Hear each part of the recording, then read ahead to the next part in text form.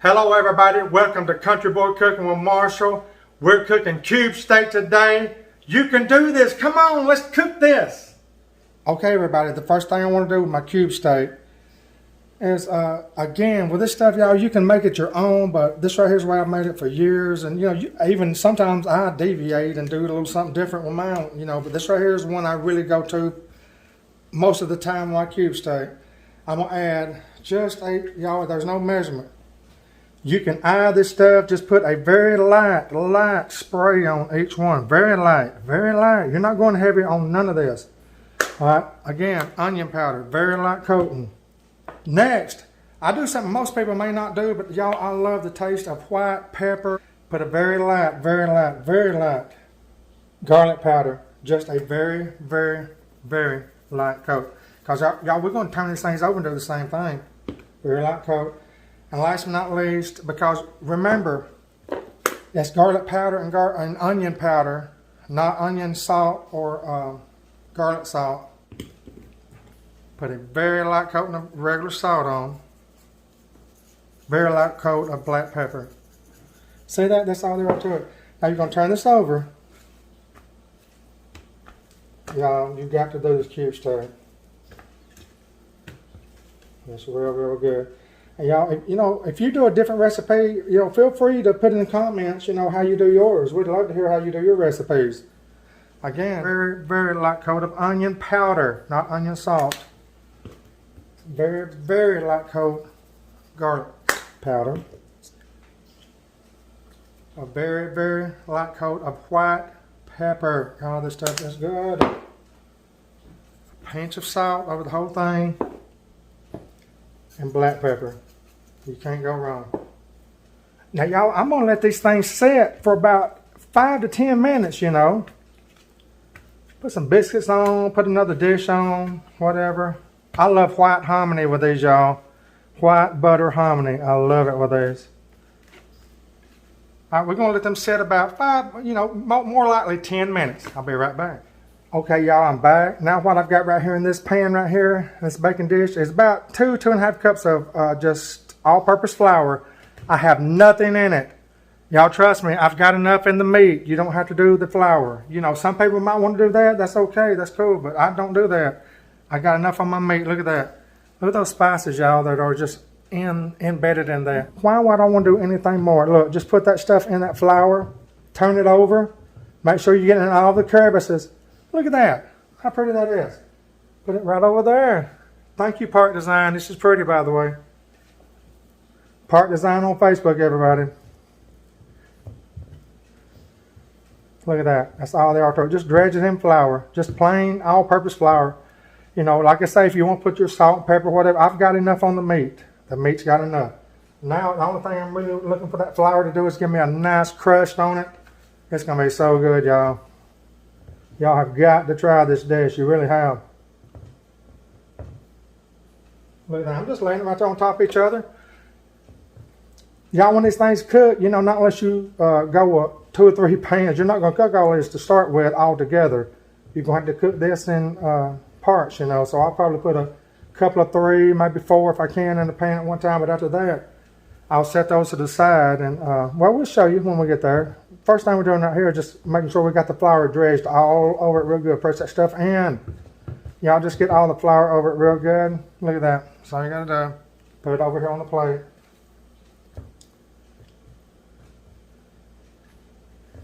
You get this stuff prepped. It really don't take that long to cook it. If you prep it, you can prep it hours before, put it in the refrigerator and bring it out in the evening time when you're ready to cook. It ain't like you're in the evening time after you, get off of work and stuff, having to get all the stuff ready, because some of the stuff, the prep time is more than the cooking time, and y'all know that for real. Matter of fact, most of the time it is, depending on what you're making. But there we go. Put that aside, let y'all see what that looks like. Look at that. Perfectly floured. Okay, everybody, I've got about 3 tablespoons of olive oil. Y'all, I love olive oil for cooking. Use your favorite oil. My favorite oil for deep frying is 100% peanut oil. That's a little bit more expensive, y'all, but it really does real good for me. So y'all might have y'all's favorite. Right now we're gonna put these things down in here. Let's see if I can get 3 or 4, maybe just 3. When you put stuff down in hot oil, always set it away from you. Don't let it splatter towards you. You don't want that.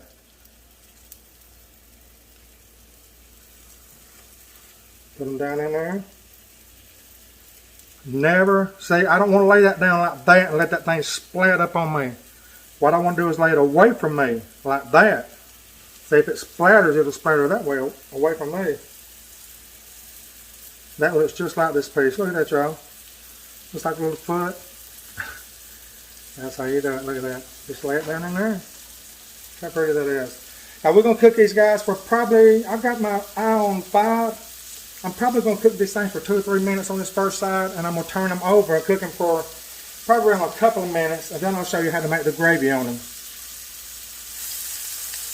Okay, what you're looking for is this. See this? You see how the juices are starting to rise to the top? You know it's real close to turning over. We've been about 2.5 minutes. Okay, then about 3 minutes. Look, what we're looking for is that crust. See that crust? You want that crust on that. See that? How pretty? Look how brown and crusty that is, y'all. That's what you want on these things. Alright, we're going to let this other side go for about 2 minutes. Then we're going to get it off. Cook the rest of them, then we're going to cook that gravy. Okay, everybody, it's been a couple of minutes on the other side of these, so I'm going to get these off and just put them on a pan. This is what I call my waiting pan. Y'all, look at that, how pretty that crust is on that. Get them boys off, just put them on there.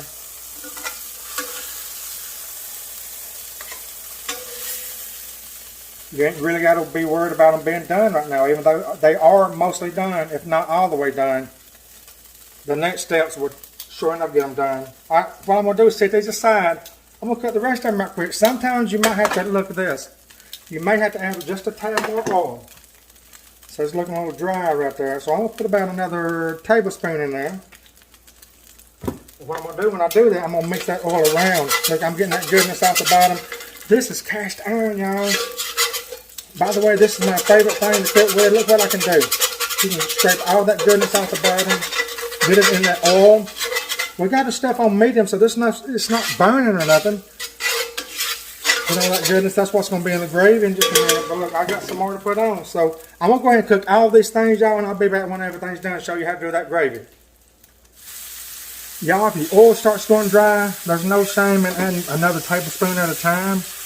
Don't let it go dry, though. You want that oil under these things. That's what's going to give it that good crust on it. Y'all, when I think it's starting getting near the time, I check these things. But if it ain't got the right crust on it yet, I know it likes a little bit longer. And these like just a tad longer, just a few more seconds. If it ain't got that good brown crust to it, it's a no. That crust is what makes this cube steak, y'all. Okay, now it's been about 3 minutes. Let's flip them over. Look at that crust. Y'all, look at that. That's what you're looking for. Look, they're going to have it after around 3 minutes. On medium, I got my stove on 5 right here. Don't get it on high or medium high. Take your time with these things. Alright, once I flip them, after I got a good crust on one side, around 2 minutes on the other side, because as long as I got a good crust on one side, I'm telling you, it don't matter if you got one on the other. It really don't. But if you do, it's a bonus. So we're going to go about 2 minutes on this side. I'm going to put these over here with the other ones I got. But right now we're coming back cooking these boys. This stuff is so good, y'all. You know, and coming up, there's going to be some options. That's been about 2 minutes. Look at that crust, y'all, on that side. So I'm putting them over here. Just want to get these off. Look at that. Put them on there. They're good and crusty on both sides. Now it's gravy time. Y'all, when I start my gravy, I turn my heat on low. And also make sure you have a spatula that's got a square end on it. You need a square end. You don't want nothing rounded because it won't work good. But watch this. I'm going to have to work quickly with this. I'm going to show y'all this. What you want to do first is scrape this goodness off the bottom. Look at that. You see that? Get all that off that bottom. You're going to use every bit of it. Just get it off. Remember, you got your heat on low. Cut it on low. Because them little cracklings right there are going to be so good in a minute. Alright y'all, next thing I do, I add about 1 medium onion to that. Put that onion in there and let's cook it.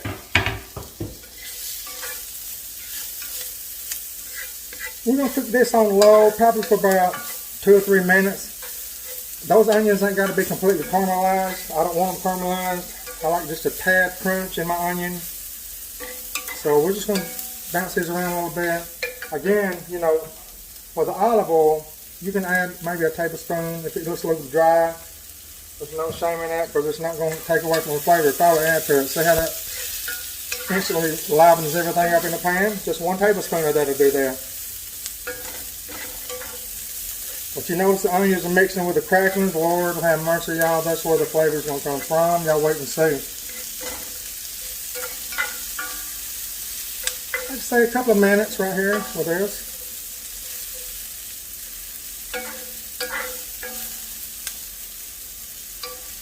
Get it in there and get it good and incorporated.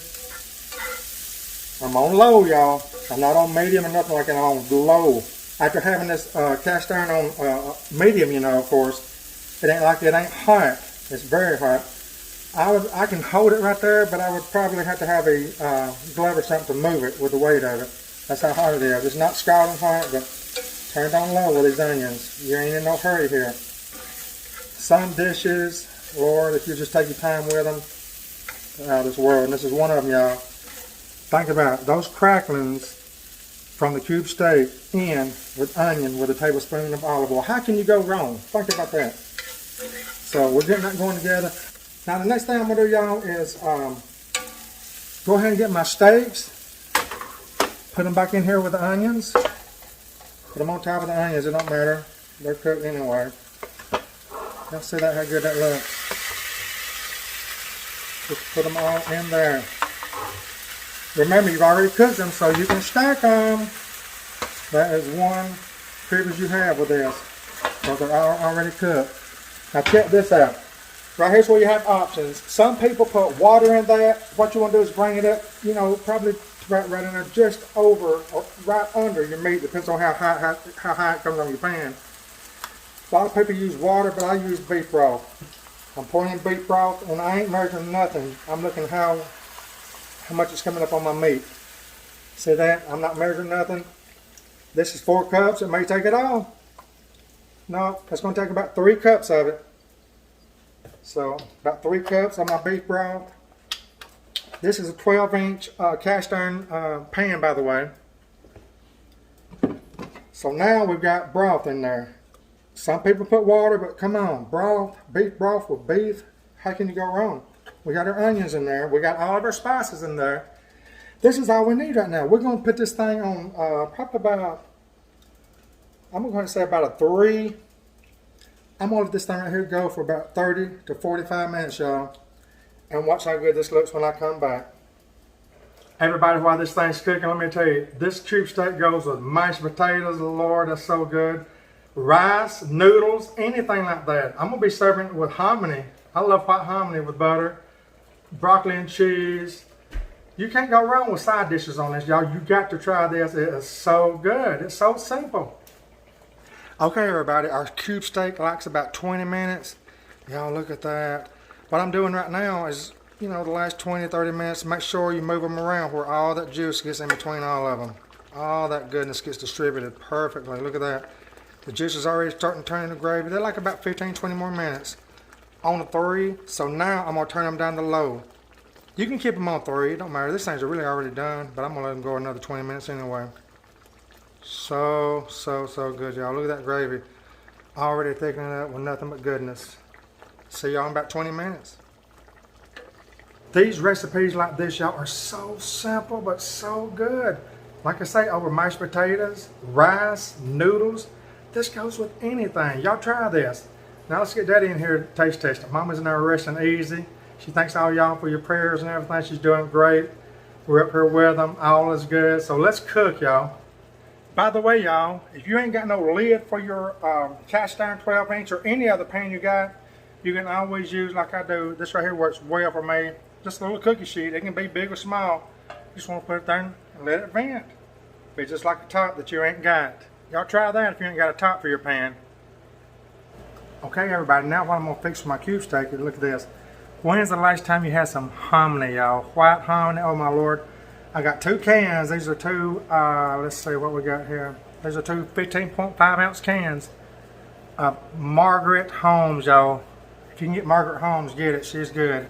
I'm gonna put 2 cans of this in this saucepan and put about 2 tablespoons of butter with it, a little salt and black pepper, heat it for about 15 minutes.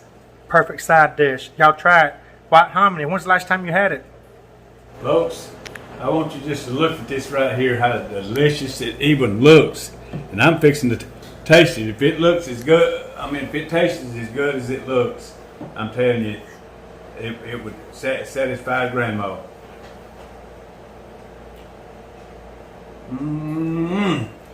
Folks, you can taste the meat, you can taste the onion, and this gravy is out of the world. It's so good. It is really good. Let me express something to you here. You know, I got to thinking about my wife. She's been through a whole lot, but you know, the Word of God says, if He's with you, nothing can come against you. I mean, you know what? When God is with you, that's all you need. The Bible tells you not to worry. But think about what I'm fixing to tell you right here.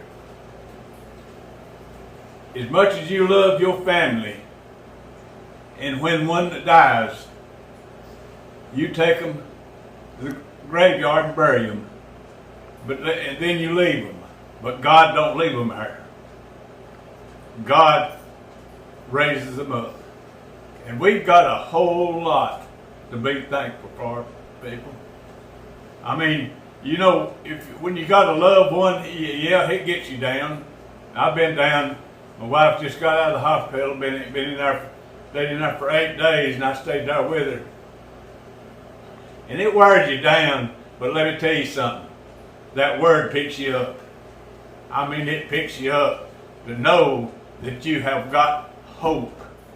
Because God loves us so much that we will never understand His love. So I'm going to go right now, and I tell you, folks, you need to try this recipe right here. I mean, it is delicious.